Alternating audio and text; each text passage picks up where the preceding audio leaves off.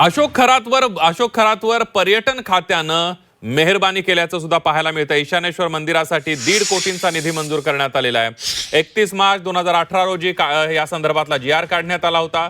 2018चा GR झी24 तासच्या हाती लागलेला आहे। तत्कालीन पर्यटन मंत्री जयकुमार रावल यांच्याकडून हा निधी मंजूर करण्यात आला। सार्वजनिक बांधकाम विभागानं या संदर्भातली कामं पूर्ण केली। सभा मंडपाचं बांधकाम, पेवर ब्लॉक बसवणं, महिला व पुरुष प्रसाधनगृह, चेंजिंग रूम, भक्त निवास बांधकाम, विद्युतीकरण आणि लँडस्केपिंग सारखी निधी वापरण्यात आल्याचं उघड झालेलं आहे।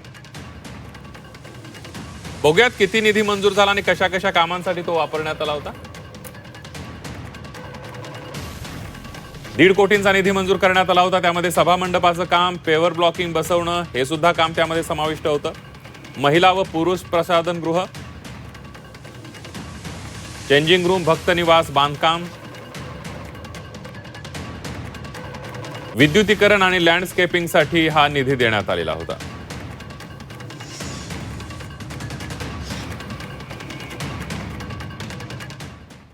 परंतु सरकार पुरस्कृत नव्हता, सरकारनेच त्याला मदत केली होती असा एक पुरावा आता पुढे येतोय।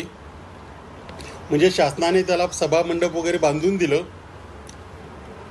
2018 साली पर्यटन विभागाने काही पर्यटन स्थळांच्या विकासासाठी निधी मंजूर केला।